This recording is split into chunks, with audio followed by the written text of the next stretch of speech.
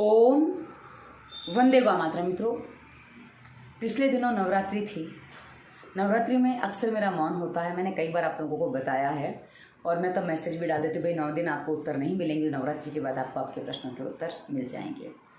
तो आप लोगों ने प्रश्न किया था कि नवरात्रि में आप मौन क्यों करते हो, मौन के अनुभव क्या हैं और नवरात्रि में आपको क्या अनुभव आए हैं, उस पर वीडियो बनाइएगा, हमें बताइएगा। तो आज मैं वही बातें आपके साथ कुछ शेयर करने जा रही हूँ कि नवरात्रि ने मुझे क्या अनुभव दिए और मुझे क्या मिला। मित्रों, एक लाभ ऐसा हुआ जो एक कहती हूँ मैं कि सामान्य लाभ है, जो कई बार मौन करने से अपने आप हो जाता है, मैंने कई बार उसको महसूस किया है। दूसरा लाभ मुझे टेम्परेरी लगता है कि कभी शायद वो मैं वापस गड़बड़ कर जाऊंगी। और उसके बाद मित्रों 3 लाभ मुझे काफ़ी अच्छे मिले हैं, बहुत बड़े बेनिफिट मिले हैं जो मैंने कभी महसूस नहीं किए थे। ऐसे 2 लाभ बहुत बड़े हैं।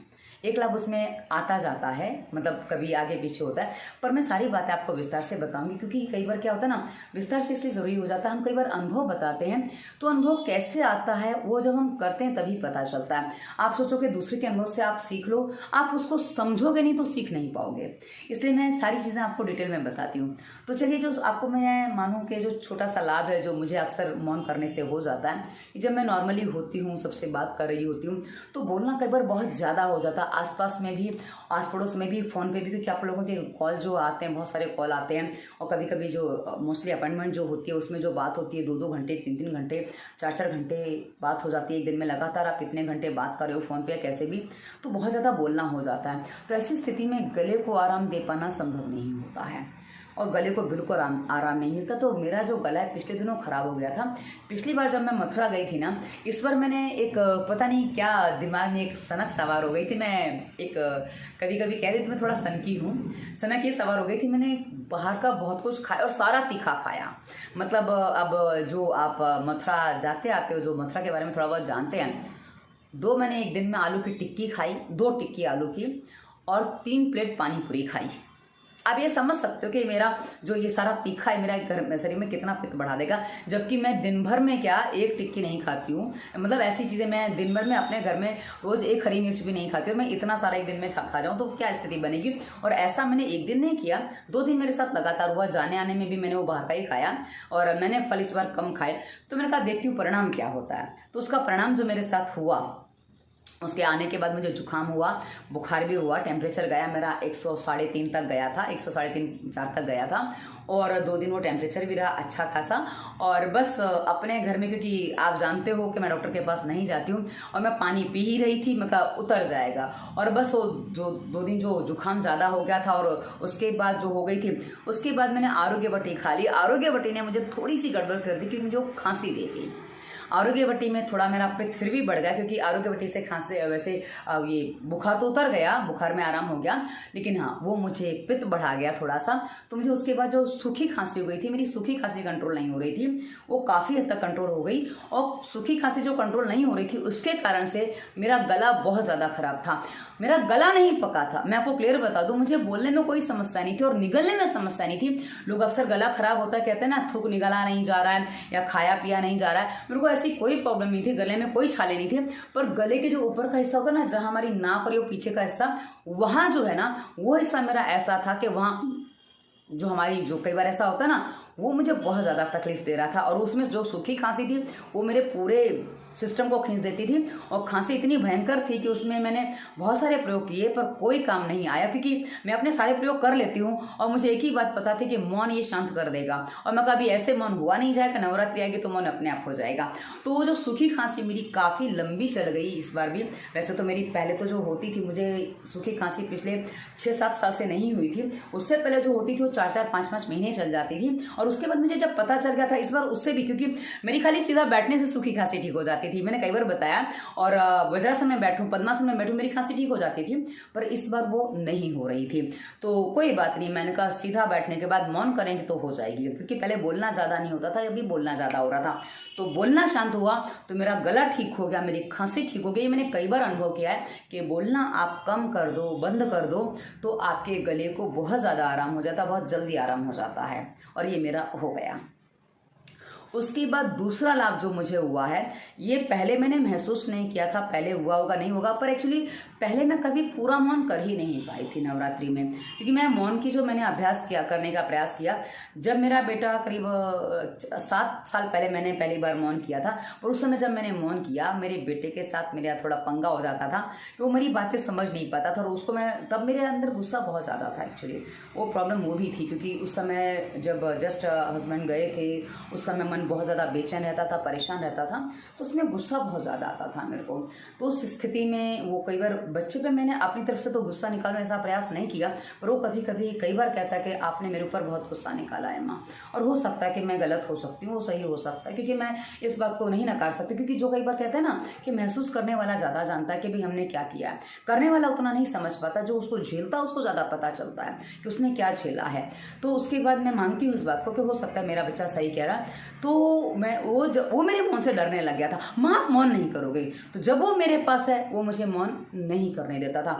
आप नॉर्मली बात करोगे, कम बोलो चलेगा, पर मौन नहीं करोगे आप। तो उसके सामने मैं मौन नहीं कर पाती थी, पर वो जब नहीं होता था तो मेरा प्रयास होता था कि मैं मौन कर लूँ। पर जब मैंने ट्रीटमेंट करना शुरू किया, पेशेंट होते थे, अब कभी कभी पेशेंट ऐसे होते थे कि जिनका ट्रीटमेंट मुझे करने जाना ही पड़ेगा, वो मेरे ऊपर इतने ज़्यादा डिपेंड है कि मैं उनके ट्रीटमेंट के बिना काम नहीं चलेगा और मुझे जाना ही पड़ेगा। तो ऐसी स्थिति में मैं फिर छोड़ नहीं पाती थी, क्योंकि वो यदि मैं नहीं जा रही हूँ तो उनकी समस्याएं बहुत ज़्यादा बढ़ रही हैं। तो फिर मैंने जब जिम्मेदारी ली है तो मुझे उसको पूरा करना मेरे लिए अनिवार्यता हो जाती है।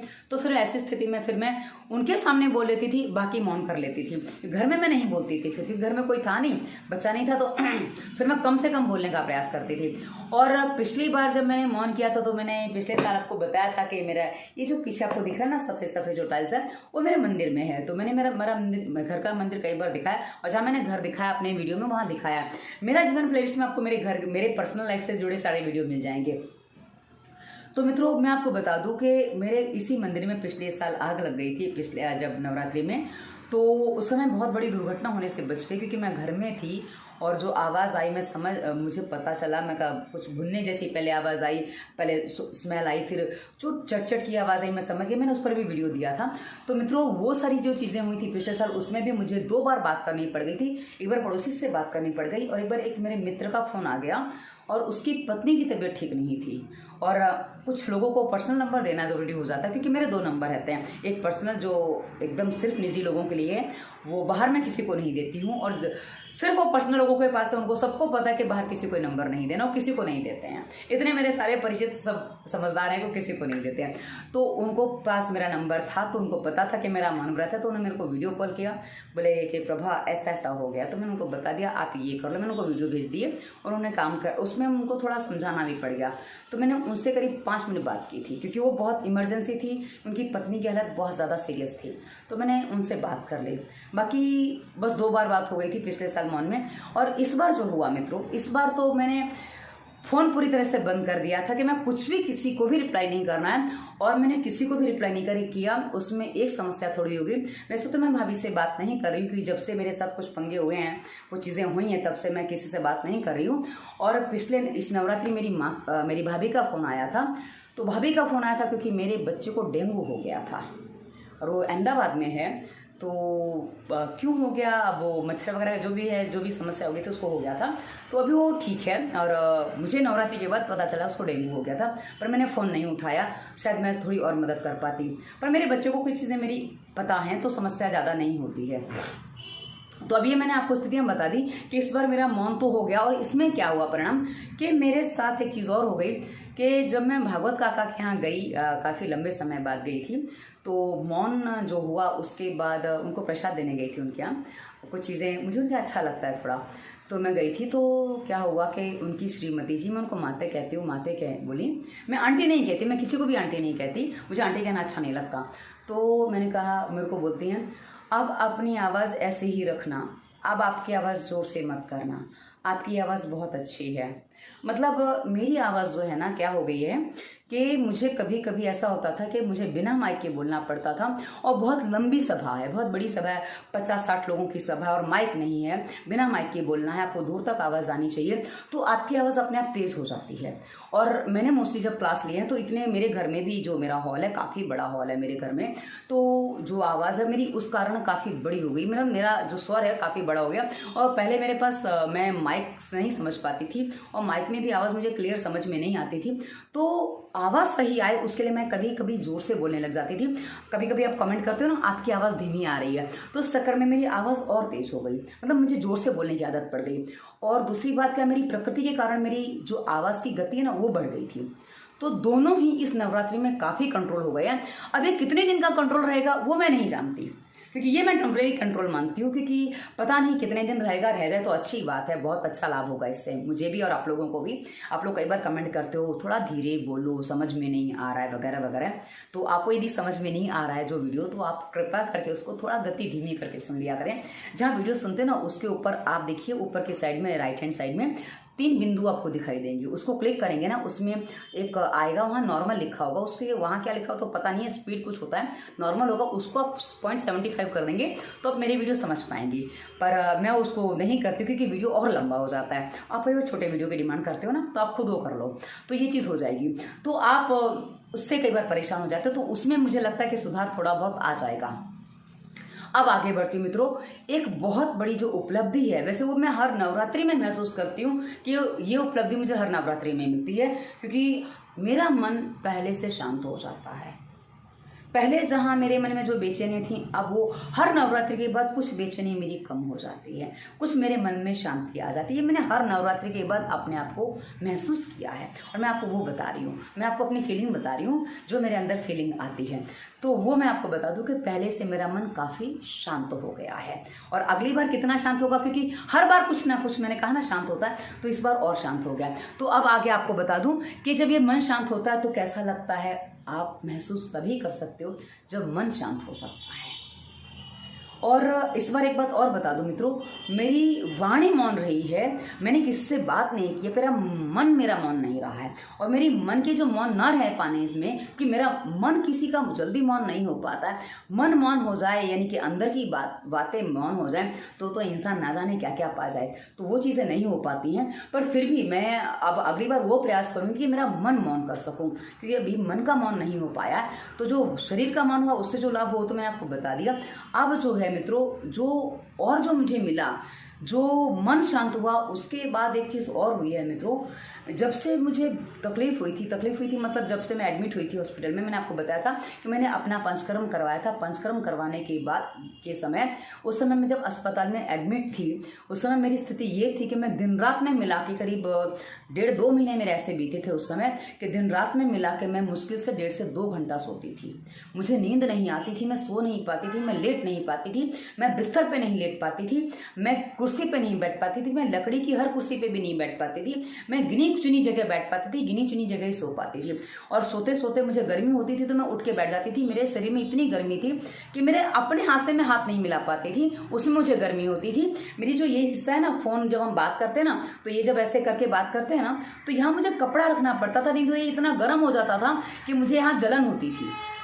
तो उस समय मुझे ईयरफोन लगाने की आदत पड़ गई थी। उससे पहले मुझे ईयरफोन लगाने की आदत नहीं थी, मैं ईयरफोन नहीं लगाती थी, मुझे नहीं अच्छा लगता था। और उसके बाद मुझे आदत पड़ गई कि ईयरफोन लगा के आप बात करो, क्योंकि वो हाथ वो चिपके नहीं रहेंगे। तो मैं ये आप समझ सकते हैं, जब ये नहीं हो पाता था तो बाकी हम जब सोते हैं तो शरीर बिस्तर पे नहीं सो सकता है, आपका शरीर पे शरीर नहीं रख सकता है, आपके पैर पे पैर नहीं आ सकता है, हाथ नहीं नजदीक रह सकते, आपके अंग पे अंग नहीं टच हो सकता है। तो क्या स्थिति बनेगी, आप कैसे सोएंगे, कितना सो पाएंगे। तो ऐसी स्थिति में सो नहीं पाती थी। और उस समय मेरी स्थिति क्या बन गई थी कि मैं एक जगह टिक भी नहीं पाती थी। और तब से मेरे साथ ये समस्या थी कि मैं एक जगह टिक के बैठ नहीं पा रही थी। मतलब बैठूं या तो नींद आए या फिर मन में बेचैनी आए, और मुझे उठ के चल देना होता था। मतलब मैं उठ के चल देती, कुछ ना कुछ करने में लग जाती थी, कुछ भी करो पर बैठा नहीं जाता था मेरे से। और मित्रों, इस नवरात्रि में वो चीज़ मुझसे हो गई। सप्तमी तक भी ऐसा हुआ कि मैं बैठ नहीं पा रही थी। जी हाँ, अष्टमी को कुछ चीज़ें मेरे मन में परिवर्तित हुई, बहुत बड़े रूप में हुई। और अष्टमी की रात को जब मैं अपने घर के छत पे टहल रही थी, करीब रात को 8 बजे के आसपास की बात है, 8 से 9 के बीच की बात है, मैं छत पे गई तो थी कि भाई मुझे कुछ चीज़ें सुननी थी, मैं कुछ चीज़ें सुन रही हूँ तो मुझे सुननी थी, तो उसमें मुझे कुछ समझ में आता है, कुछ चीज़ें सीखने को मिलती हैं। मैं चरक संहिता वगैरह ये सब चीज़ें जो आर्ट्स न्यास की एक आर्ट्स न्यास करके एक चैनल है, वहाँ से जो प्रकाशित होते हैं कुछ चीज़ें मैं उनकी चीज़ें सुनती हूँ, मुझे काफ़ी शांति देती हैं। तो मैं सुन रही थी, तो वहाँ से जो चीज़ें मैं सुनती हूँ तो मुझे शांति मिल जाती है। तो वो सुनना छोड़ के मैं अंदर मेरे कुछ वार्तालाप चालू हो गया, अपने आप से वार्तालाप चालू हो गया, क्या करना है जीवन में, क्या बचा है। बहुत सी चीज़ें नेगेटिविटी मेरे मन में आ गई, और पहले जो नेगेटिविटी मेरे मन में आती थी ना मित्रों, ये कई बार महीनों चल जाती थी। और ये मैं तब की बात करी जब मैं वीडियो नहीं बनाती थी, और उससे पहले की बात है ये। वीडियो बनाने के बाद जो नेगेटिविटी मेरे अंदर आती थी वो 2-3 दिन चल के ख़त्म हो जाती थी। हाँ, जब मैं अस्पताल में एडमिट थी उस समय कभी कभी हफ्ते 10 दिन भी चल जाती थी, थोड़ा लंबा भी चल जाती थी। पर अब क्या हुआ कि रात को मेरे अंदर ये बात आई, क्या है, क्या करना है, बहुत कुछ नेगेटिविटी आ गई थी। और रात से आके मैं करीब 9:45 बजे घर में सो गई, और सुबह जैसे मेरी आँख खुली, करीब 4:30 के आसपास मेरी आँख खुली थी, और उसके बाद जो मेरी आँख खुली, बस बैठ गई। और क्या हुआ है, ऐसा लगा मानो मेरे ईश्वर मुझे संदेश दे रहे हैं। मित्रों, मैंने आपको कई वीडियो में बताया है, मथुरा मुझे अच्छा लगता है। मथुरा में द्वारकाधीश जी का जो मंदिर है वो मेरे जीवन में, मेरे अंदर से, मेरे आत्मा के अंदर से मुझे सबसे अच्छी जगह अपने जीवन में वो लगती है। मैंने आपको कई बार ये बात बताई है, मैंने कई वीडियो में बताया है कि मथुरा में मेरा शायद विवाह होने वाला था, जो मतलब एक लड़का देखा गया था, और काफ़ी चीज़ें हुई थी पर नहीं हो पाया। मथुरा जब मैं घर छोड़ के भागी थी, उससे पहले, लड़का तो बाद में देखा था, उससे पहले जब मैं घर छोड़ के भागी थी तभी मैं मथुरा ही गई थी। और मथुरा मुझे बहुत अच्छा लगता है। क्यों अच्छा लगता है मैं उसका कारण नहीं जानती, पर शायद मथुरा मुझे बहुत अच्छा लगता है, पर मथुरा मुझे मिला नहीं। विवाह के बाद मैं, जब मेरा बच्चा 5.5 साल का हुआ तब मैं मथुरा जा पाई थी। तो मैं आपको बता दूं, जब मैं मथुरा गई थी तो उस समय करीब 8 साल बाद जा पाई थी। तो मैं उस समय वहाँ खड़ी होकर मेरे आंखों से अपने आप आंसू निकल गए। मैं रोई नहीं थी, रोने की इच्छा नहीं थी, पर हाँ आंसू अपने आप निकल गए थे। और मेरे पास एक लड़की खड़ी थी, 2 लड़कियाँ थी शायद, उन्होंने मुझे देखा, उन्होंने मेरे आंसू भी देखे, तो बड़ा ऐसे करके देख रही थी। मैंने कहा क्या हुआ बेटा? बोले आप क्यों रो रहे हो? मैं कहा आप कहाँ रहते हो? बोले मथुरा में। मैं कहा बस इसलिए आप नहीं समझोगे कि मैं क्यों रो रही हूँ। मैं कहा मैं 8 साल बाद यहाँ आई हूँ, आप रोज आते होगे? बोले हाँ। मैं कहा मैं 8 साल बाद आई हूँ। तो एकदम वो मुझे अजीब तरीके से देख रही थी। तो मथुरा मेरी वो जगह है, तो वहाँ जो मुझे रहना था। और मुझे अपने जीवन में, मैं आपको बता दूं, द्वारकाधीश जी मुझे कई बार कई तरह से महसूस होते हैं। वो ऐसा लगता है कि हाँ, मेरे जीवन में जो मेरे साथ जो घटित हुआ है वो मेरे अपने कर्म थे, अपने प्रारब्ध थे। क्योंकि मैं आपको एक बात और बता दूं कि हम जब ये सोचते हैं ना कि ईश्वर हमारे साथ हो तो हमें कोई तकलीफ नहीं आ सकती। तकलीफ नहीं आने का मतलब क्या होता है, मैं उसका मतलब आपको स्पष्ट करना चाहती हूँ। मित्रों, एक बात आपको समझनी पड़ेगी कि हमें अपने कर्म तो काटने हैं, हमारे कर्मों से हम नहीं बच सकते, लेकिन हाँ, हमारे कर्म जो हमें काटने हैं उसका तरीका बदल सकता है। उसमें सोच जो बदल जाती है ना, हमारी समझ बदल जाती है, उससे हमारी कुछ चीज़ें, भावनाएं बदल जाती हैं जो हमारे शरीर, हमारे जीवन में टेंशन नहीं देती हैं। अब मैं इस पर आपको एक छोटी सी बात स्पष्ट कर दूं कि कर्म का सिद्धांत क्या है। इसके आगे आपको कुछ ज़्यादा समझने की जरूरत नहीं पड़ेगी। मित्रों, विष्णु भगवान, हम उनको भगवान मानते हैं ना, संसार के संचालकों में से 3 में से एक हैं, ब्रह्मा विष्णु महेश, 3 में से एक हैं वो विष्णु जी। आपको पता है, जालंधर की पत्नी वृंदा ने उनको श्राप दिया था, तुम्हें मानव रूप लेना होगा और तुम्हें भी अपनी पत्नी के लिए उसी तरह भटकना होगा, उसी तरह तड़पना होगा जैसे मेरे पति मेरे लिए परेशान होंगे। और परिणाम हुआ था राम अवतार। और क्या हुआ आप समझ सकते हैं। तो मित्रों, जिनको हम पूजनीय मानते हैं, जो संसार के संचालक हैं, जब वो अपने कर्मों से बंधे हुए हैं, तो हम जैसे तुच्छ छोटे छोटे मनुष्य जो ना जाने कितनी योनियों में भटक रहे हैं, अपने कर्मों से कैसे बच सकते हैं? तो ईश्वर के साथ होने का मतलब ये नहीं होता कि आपको कोई तकलीफ नहीं आएगी। हाँ, आपको तकलीफें तो आएंगी कि कर्म तो सबको काटने पड़ते हैं। और आपको इसके आगे की एक बात और बता दूं मित्रों, राम, जिनको हम कहा ना अवतारी पुरुष मानते हैं, रात को पता चला था कि भाई राजाभिषेक होना है, सुबह पता चला वनवास जाना और सुबह वनवास को निकल लिए। कितनी अनसर्टनिटी है, यानी कि कितने निर्णय कैसे हैं, प्रारब्ध कब क्या करवाए कुछ पता नहीं होता। तो ये मत सोचिए कि हम ईश्वर को मानते हैं तो हमारे जीवन में कोई कष्ट नहीं आएगा, हमारी हर चीज पूरी हो जाएगी, हमें हर चीज मिल जाएगी। ना ना ना ना ना ना, ईश्वर को यदि आप मानते हो तो इसमें दो बातें होंगी। आपके जीवन में जो भी अशुभ घटित होने जा रहा था वो अशुभ घटित होने से बचेगा। आपके साथ जो चीजें गलत होने वाली हैं वो गलत होने से बचेंगी। आपके जीवन की दिशा सही मिलेगी। आपको जो कर्म काटने, क्योंकि मेरे जीवन के कर्म मुझे काटने ही हैं, मैं उनसे नहीं अपने आप को बचा सकती, पर हाँ उन कर्मों को काटने में कुछ सुविधाएं मिल जाती हैं कि समझ में आ जाता है। ईश्वर पर जब विश्वास होता है ना मित्रों, तो ये पता होता है कि ईश्वर कुछ भी गलत नहीं करेगा, अनुचित नहीं करेगा। मेरे कर्म तो मुझे काटने ही है, क्योंकि शिव जी अपने दामाद को, आप समझ लीजिए, मेरी माँ को अपना दामाद इतना प्यारा कि बेटी छोड़ के दामाद को लेके बैठी है। जिस दामाद को उसके घर वालों ने नहीं अपनाया, उनके जिस दामाद को अपने घर वालों ने नहीं अपनाया, वो मेरी माता पिता के पास बैठा हुआ है। तो दामाद लोगों को कितना प्यारा होता आप समझ सकते हैं। तो वो दामाद शिव जी नहीं बचा पाया। जब उसको इंद्र पद की प्राप्ति हुई, उसको घमंड हुआ, तो उसको सर्प बनना पड़ा। ये सामान्य सी स्थिति है मित्रों। तो मनुष्यों की क्या औकात है, क्या स्थितियां हैं, क्या हमारी विसात है, क्या हम अपने आप को समझ लेते हैं कि ईश्वर ने मेरी सहायता नहीं की। नहीं मित्रों, ईश्वर हमेशा सहायता करते हैं, वो कभी किसी को अकेला नहीं छोड़ते। बस हम महसूस करते हैं कि वो मेरा साथ नहीं दे रहा है। तो मित्रों, इस बार मेरा ईश्वर पर विश्वास काफी गहरा है, पर हाँ कभी कभी कहते हैं जो हम नेगेटिविटी आ जाती है वो ईश्वर पर विश्वास नहीं हटता है। पर हाँ कभी कभी हम अपनी असमंजस में भूल जाते हैं, घिस जाते हैं, तो हम नहीं समझ पाते कि ईश्वर जो कर रहा अनुचित नहीं कर रहे हैं, वो उचित ही कर रहे हैं, पर हम नहीं समझ पा रहे, इसलिए हमें कई बार चीजें गड़बड़ लगती हैं। तो जो बातें मैं आपको कह रही हूँ खुद को भी समझाती हूँ वही बातें कि भाई क्या होता है। तो इस बार वो विश्वास और ज्यादा दृढ़ हो गया। दृढ़ता इसमें धीरे धीरे बढ़ रही है, और जैसे जैसे वो दृढ़ता बढ़ रही है ना, वैसे ही कहा ना मन शांत हो रहा है। और जैसे मन शांत हुआ, और इस बार मैं जो बैठ नहीं पाती थी, इस कारण से अब मैं महसूस कर रही हूँ कि जो मैं पहले 15-20 मिनट भी नहीं बैठ पा रही थी, क्योंकि जब मेरी तबीयत खराब हुई थी उसके बाद मेरी ये स्थिति बन गई थी कि मैं प्राणायाम भी नहीं कर पा रही थी। और प्राणायाम करती थी, 15-20 मिनट किया और उसके बाद उसके चलने लग जाती थी, कुछ ना कुछ करना है, ये करना है, वो करना, बस मन बेचैन हो गया, चलने लग गई और वापस प्राणायाम रह गया। ये मेरा हो रहा था। तो अब वापस मेरा वो क्या हो गया है कि वापस मैं उस चीज पे आ गई कि वो मेरी रेगुलर हो गई है। अब मैं ये देख रही हूँ कि 9वीं से मैं बैठने का प्रयास करती हूँ, मैं सोचती 1.5 घंटा हूँ, पर मैं फिर भी 1.25 घंटा, 1 घंटा 20 मिनट, 25 मिनट, कभी 1.5 घंटा एक बार हुआ है, उससे ज़्यादा नहीं हुआ है। पर हाँ, जो मैं 10-15 मिनट बैठ पा रही थी, आधा घंटे से ज़्यादा नहीं बैठ पा रही थी, वो मेरा 1 घंटे से ऊपर का समय आराम से निकल रहा है। अब मुझे उसमें सोचना नहीं पड़ता है, घड़ी देखने की आवश्यकता नहीं लगती। और पहले कुछ नहीं तो कुछ विषय दिमाग में आ जाता था तो मोबाइल लेके बैठ जाती थी, या कुछ लिखने बैठ जाती थी, कहीं ना कहीं दिमाग अटक जाता था और वो ध्यान रह जाता था, यानी कि बैठना रह जाता था।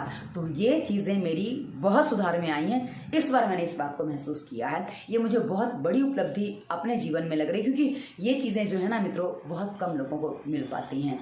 और मेरे जैसे लोग इस चीज़ को ज़्यादा चाहते हो, क्योंकि जब कोई आप अकेले रहते हो ना, तो अकेलेपन में आपके लिए सबसे अच्छा सहारा आपका ध्यान होता है। तो ये चीज़ बहुत ज़रूरी हो जाती है। और मित्रों, जब ये सब चीज़ें मिलेंगी तो उसके बाद एक परिणाम जो आता है उसका, वो होती है प्रसन्नता। ये सबसे बड़ा जो इसका लाभ है, प्रसन्नता बहुत ज़्यादा, बहुत अधिक अर्जित हो जाती है। तो मित्रों, इस बार मैं अपने आप को बहुत अधिक प्रसन्न महसूस कर रही हूँ, क्योंकि पिछले समय जो मेरा गया है, 2021 का जो समय ये जा रहा है, 2020 और कहूँगी तो 19, 20, 21 जो 3 साल मेरे गए हैं, ये 3 साल मेरे जीवन में, मतलब मैं आपको कहूँगी तो मेरे बहुत ज़्यादा नेगेटिव गए हैं। नेगेटिव इसलिए मैं कहूँगी कि मेरे जीवन में इस समय में बहुत ज़्यादा अनसर्टिनिटी चली है, मतलब बहुत असमंजस और बहुत उतार चढ़ाव देखिए मेरे जीवन में। इस समय बहुत अधिक गतिविधियाँ हुई हैं जीवन में, जिससे मैंने कभी सोचा भी नहीं था कि ऐसा भी हो सकता, ऐसा भी हो सकता। और ऐसी बहुत सारी गतिविधियां मेरे जीवन में हुई। और अंत में जो मेरी माँ ने अशित को बुला लिया, उस पर भी मैंने वीडियो दिया था। मेरा जीवन प्लेलिस्ट में आपको सारे मेरे पर्सनल लाइफ के वीडियो मिलेंगे।